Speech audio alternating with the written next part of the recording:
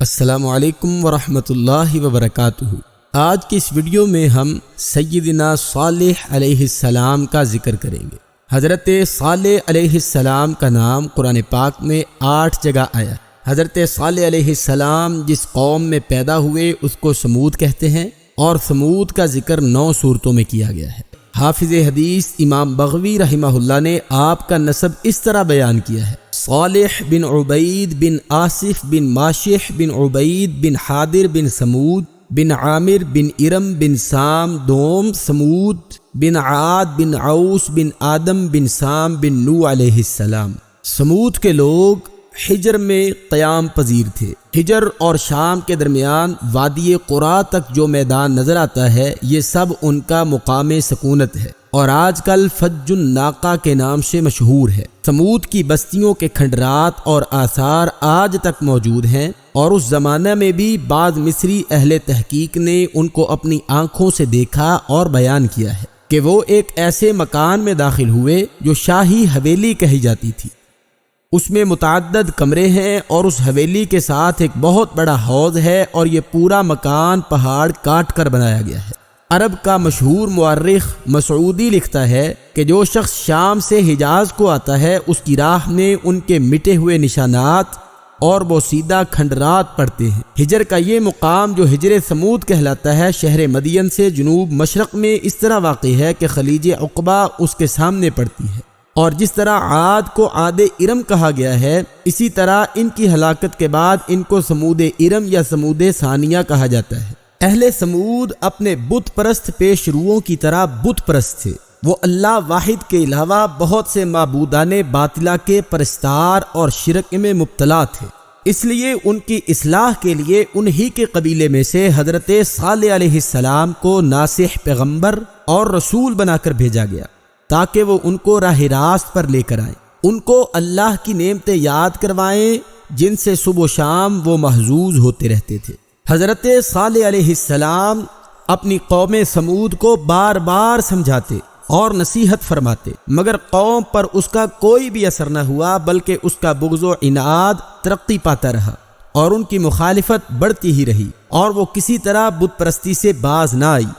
اگرچہ ایک مختصر اور کمزور جماعت نے ایمان قبول کر لیا تھا اور وہ مسلمان ہو گئی تھی، مگر قوم کے سردار اور بڑے بڑے سرمایہ دار اسی طرح باطل پرستی پر قائم رہے، اور انہوں نے اللہ کی دی ہوئی ہر قسم کی خوش عیشی اور رفاہیت کا شکریہ ادا کرنے کے بجائے کفران نعمت کو شعار بنا لیا۔ حضرت صالح علیہ السلام کا مذاق اڑاتے ہوئے کہا کرتے کہ صالح، اگر ہم باطل پرست ہوتے، اللہ کے صحیح مذہب کے منکر ہوتے اور اس کے پسندیدہ طریقے پر قائم نہ ہوتے، تو آج ہم کو یہ دھن دولت، سرسبز و شاداب باغات کی فروانی اور سیم و زر کی بہتات، بلند و عالی شان محلات کی رہائش، میوہ جات اور پھلوں کی کثرت، شیریں نہروں اور عمدہ مرغزاروں کی افزائش حاصل نہ ہوتی۔ تو خود کو دیکھ اور اپنے ماننے والوں کو دیکھ، اور پھر ان کی تنگ حالی اور غربت پر نظر کر، اور بتلا کہ اللہ کے پیارے اور مقبول کون ہیں، ہم یا تم؟ سمود کو یہ بھی حیرانی تھی کہ یہ کیسے ممکن ہے کہ ہم ہی میں سے ایک انسان اللہ کا پیغمبر اور برگزیدہ بن جائے، اور وہ اللہ کے احکام سنانے لگے۔ وہ سخت تعجب سے کہتے کہ کیا ہماری موجودگی میں اس پر اللہ کی نصیحت اترتی ہے؟ مفسرین نے لکھا ہے کہ ایک دفعہ قوم سمود کے کچھ لوگ ایک مجلس میں بیٹھے ہوئے تھے کہ اللہ کے پیغمبر صالح علیہ السلام ان کے پاس آئے اور انہیں ایک اللہ کی عبادت کی دعوت پیش کی۔ انہوں نے کہا، اگر تم اس چٹان سے ایک اونٹنی نکال دو جس میں یہ صفات ہوں، مثلا یہ کہ وہ 10 ماہ کی حاملہ ہو، بہت بڑے قد کی ہو، وغیرہ وغیرہ، تو ہم تم پر ایمان لے آئیں گے۔ صالح علیہ السلام نے کہا، اگر میں تمہارا مطالبہ پورا کر دوں تو واقعی تم ایمان لے آؤ گے؟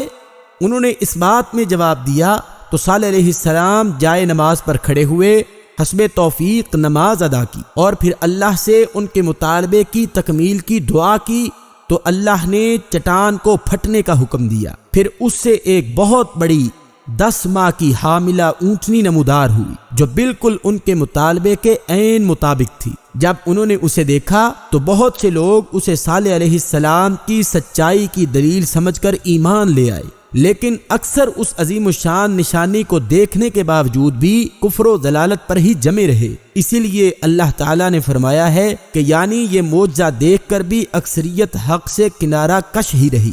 صالح علیہ السلام نے ان سے کہا یہ اللہ کی اونٹنی ہے، ناقۃ اللہ ہے۔ اللہ تعالیٰ نے اظہار شرف کی غرض سے اونٹنی کی نسبت اپنی طرف کی، جیسے بیت اللہ اللہ کا گھر، عبداللہ اللہ کا بندہ، اسی طرح ناقۃ اللہ اللہ کی اونٹنی۔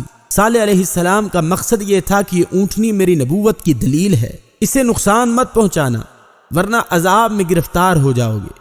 لوگوں نے اتفاق کر لیا کہ وہ انہی میں رہے گی، وہ جہاں چاہے چرتی پھرے اور ایک دن کے ناغے کے ساتھ پانی پینے آئے۔ لوگ اپنی باری کے دن اگلے روز کے لیے پانی جمع کر لیتے اور جب اونٹنی آتی تو سارا پانی پی جاتی۔ ایک عرصے تک یہ معاملہ یوں ہی چلتا رہا۔ بالآخر قوم کے سرداروں نے بالاتفاق یہ فیصلہ کیا کہ اونٹنی کی کونچیں یعنی کہ ٹانگیں کاٹ دی جائیں تاکہ سارا پانی ہمیں حاصل ہو جائے۔ اللہ تعالیٰ کا ارشاد ہے فَعَقَرُوا النَّاقَةَ، پس انہوں نے اس اونٹنی کو مار ڈالا اور اپنے پروردگار کے حکم سے سرکشی کی اور کہنے لگے کہ اے صالح، آپ جس کا ہم سے وعدہ کر رہے ہیں یعنی اللہ کے عذاب کا، اگر آپ واقعتاً پیغمبر ہیں تو اس عذاب کو لے آئیے۔ اگرچہ اس اونٹنی کو قتل کرنے والا ایک ہی شخص تھا، لیکن اس فعل کی نسبت سب کی طرف اس لیے کی گئی کیونکہ اس کے قتل پر سب متفق تھے۔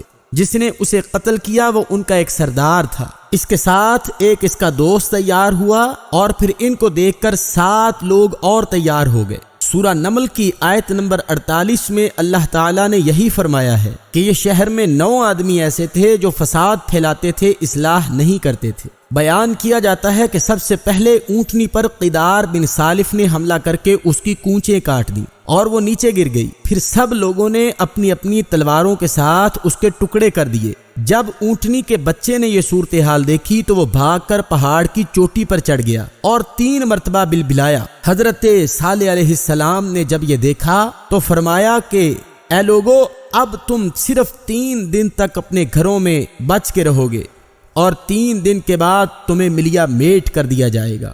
وہ اتنے بدبخت تھے کہ انہوں نے اس کے بعد حضرت صالح علیہ السلام کو شہید کرنے کا منصوبہ بنا لیا۔ اللہ تعالیٰ نے صالح علیہ السلام کے قتل کا منصوبہ بنانے والوں پر پتھر برسا کر ان کے سر کچل دیے اور انہیں قوم کے باقی کافروں سے پہلے ہی ہلاک کر دیا۔ جب مہلت کا پہلا دن یعنی جمعرات کا دن آیا تو ان کے چہرے زرد ہو گئے، اور شام ہوئی تو انہوں نے کہا مہلت کا ایک دن تو گزر گیا ہے۔ جب دوسرے دن یعنی جمعے کی صبح ہوئی تو ان کے چہرے سرخ ہو گئے۔